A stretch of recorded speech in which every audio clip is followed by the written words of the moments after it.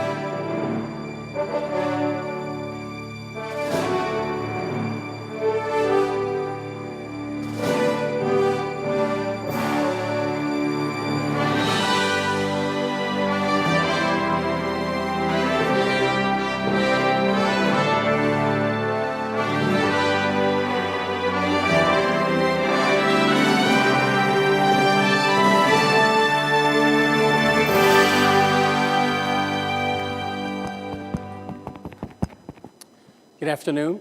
First of all, two things. Congratulations for staying this long today. We're all, I think, astounded by the great turnout, so thanks so much. Which is the second point, which is testimony to the fact that you can see beyond the current glide slope for piracy in the Somali basin. Some of us see it as an aberration, the short-term reductions, but we need to take a long-term view, and I'm buoyed by the fact that you're here today. Thank you so much.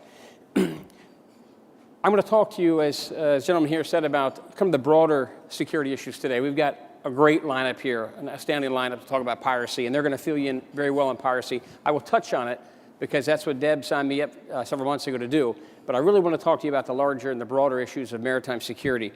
I like to use that video to open up because security and safety are two sides of the same coin, as we know, and some of the things we're going to touch on will show you, again, the broad expanse of ocean. You saw there's some numbers on the page. There's a lot of ocean out there. There's a lot of different things going on around the clock. These folks, 27 nations that are working in the combined maritime forces, they're working around the clock on many corners of the globe, not just here. We'll talk about that in a minute, but again, the broader security issues beyond piracy are always at play. I'm going to point this somewhere. I just had to show you this. This is just a little bit of bragging here. This is the Commandant of the U.S. Coast Guard. He was here for Thanksgiving, and I just want to pay homage to the people that came before me. Marlowe, the Maritime Liaison Office, is celebrating its 25th year this year, and we're delighted to celebrate that much time, but it's really testimony to the folks that I'm going to show you up on the page here that have really supported our efforts to liaison on a range of issues. The stuff on the right is not to brag about me, that's to show you my biases, and these gentlemen have far more experience on stage here than I have, but again, that's just to show you my biases. So I'm going to talk about briefly before we go into the security issues is who we are, Marlowe, what we do, our relationships. Again, I'm going to touch you on the piracy threat map. It's something we did with the National Geospatial Agency. I'll talk about that. Some initiatives we're doing to target specifically piracy. Talk about our outreach and then a summary. Again, who we are, we're a staff element of the U.S. Naval Central Command. We've been there for 25 years, but we have what's called extensive reach back. I am detailed to the U.S. Navy, amongst other folks, but I am actually a member of the U.S. Coast Guard. That reach back is to the State Department, Interpol, Europol, NCIS, that's the Naval Criminal Investigative Service. All those types of things we do to reach back to the international community. Again, our friends at IMO doing a lot of great work, and that's that reach back we use. We were created during the 1987 Iran-Iraq tanker wars. At the time, you may recall, commercial ships were being indiscriminately fired on, and we needed to find a way to get word and get a nice link up with that commercial community. Global reach. Marlowe is based in Bahrain, but you'll see we have an enterprise, a global enterprise of maritime liaison units. Those are our sister units that were created after Marlowe was about 10 years ago. And again, at any one time, the sun is shining one of those folks that we can go ahead and reach out to them.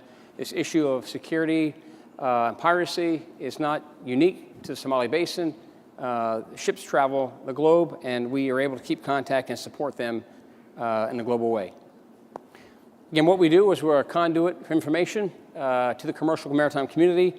We just expanded a little more than the 24 nations there. We're working on the east coast of Africa in a different kind of way with our unit in Italy that serves that area. But we foster communications. We stay apprised of changes in infrastructure. That's why I love our speakers the last session, bringing us up to speed. We proactively address commands and concerns. Again, piracy has existed since, the gentleman said, since the dawn of time.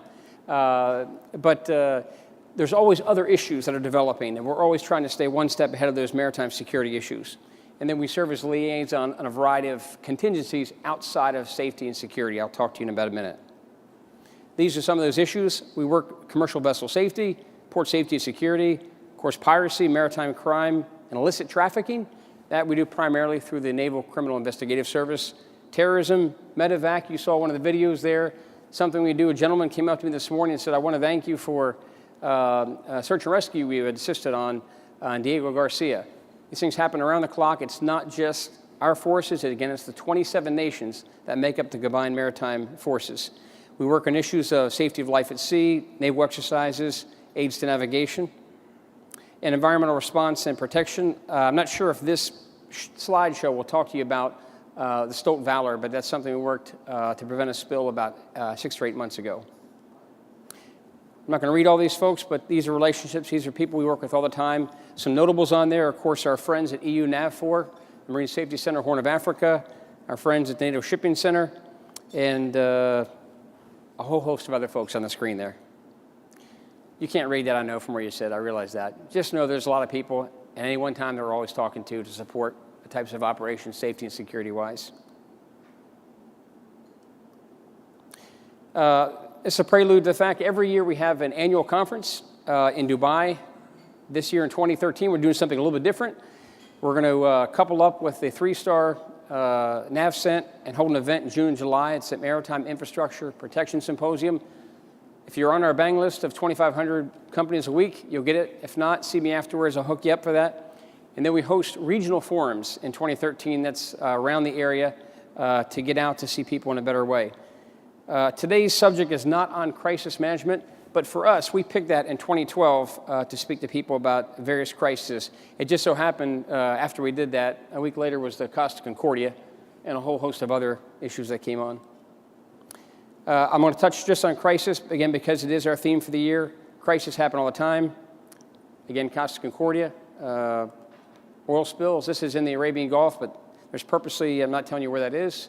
That's a very complex area, as you might imagine. Exclusive economic zones overlap, and when oil slicks move through there, people get very excited. That's one of the safety and security issues we work all the time, but we always work behind the scenes because you might imagine there's a lot of diplomatic issues within these waters. Complex marine accidents. This happens to be the Deepwater Horizon, which I was attached to for about 8 months. I was supposed to fly down to Louisiana and enjoy some great Cajun cuisine, and then I got roped in and got the great fortune of working for Admiral Thad Allen for 8 months. If you recognize it, these are all new cars that got flooded out. It's another one of the many disasters that folks plan for, and no one ever wants to see that, right? The purpose of doing the crisis management, again, this is year 2012. It's our theme, Marlowe, for this year. Just 3 quick elements of success: good planning, good empowerment, and good communication. You've got to have those 3 things. You make those things happen. Any crisis which comes up makes it a lot easier. This is the case study I was telling you about, the Stolt Valor. Anybody heard about that about 6-8 months ago? It only made CNN for 1 day, and that's a good thing because it actually lasted several months, but the owner and operator exercised all 3 of those elements in an exceptional way and was able to get all that happening right there without any spill of product. No impediment to shipping, 13,000 metric tons of flammable gas additive. They got offloaded, 400 metric tons of heavy oil. Again, only made CNN 1 day. That was exceptional work by the owner-operator on that. This was Marlowe's interaction. You can't read that, I know. But these were all the different ways we did from the medevac. We pulled the people off the ship, all the way around 24-hour updates. We worked directly with the Coast Guards that were involved and our partners at MEMAC. MEMAC is a oil spill pollution cooperative.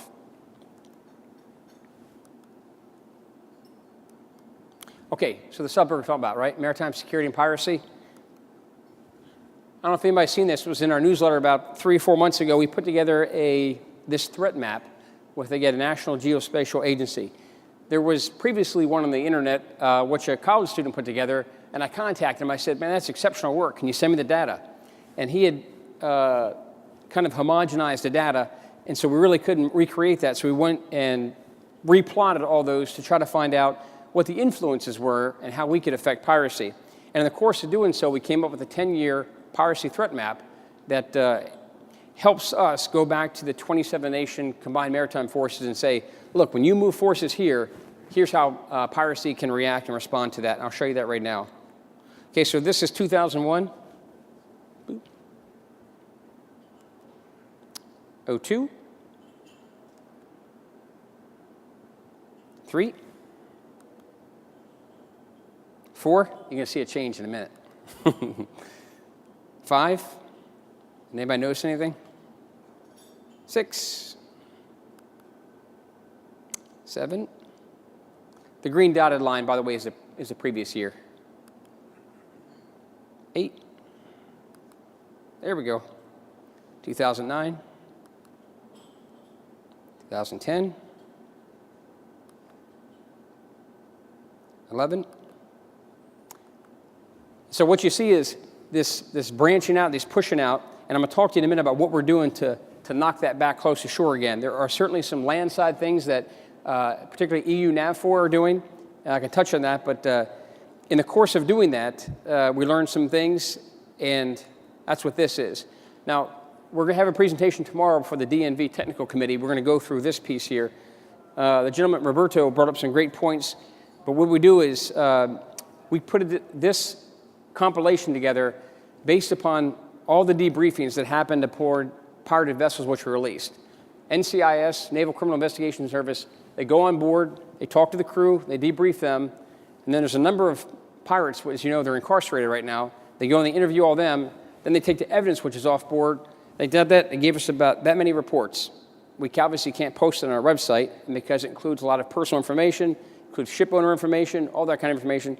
We distill it all down. We published it into findings and lessons learned of pirated vessels. This is available only by email. It's not posted on our website. That way we know who gets to read it. Okay, if you want a copy, see me afterwards or shoot us an email. I'll show you at the end our email address. I'm not going to go through the contents, but these are the contents. So cautions before, during, after, what crews can expect after the release, and how to contact us during an actual incident. So what we do is we queue up the Naval Criminal Investigative Service. They're on standby. So as the negotiations go on and they get towards the end, once that's done, NCIS wants to make sure that the evidence isn't destroyed. Oftentimes what happens is when a ship is released, the first thing the crew wants to do is what? They want to clean up. So they take all the evidence, they put it together, they swab the decks, and everything's lost. So we work with the owner-operators beforehand to make sure that doesn't happen, and so they educate the crews about preserving evidence. If you want all this, again, we have a very short time, but if you want this, there's a lot of findings, and it just underscores the importance of best management practices. After reading all of that stuff and distilling it down, essentially it says, follow best management practices. And I'll let these gentlemen talk about the values of maritime security on board ships, too. That also plays into it. Okay, so I showed you before how the arc and the reach of piracy, Somali piracy, keeps pushing out to the Indian Ocean.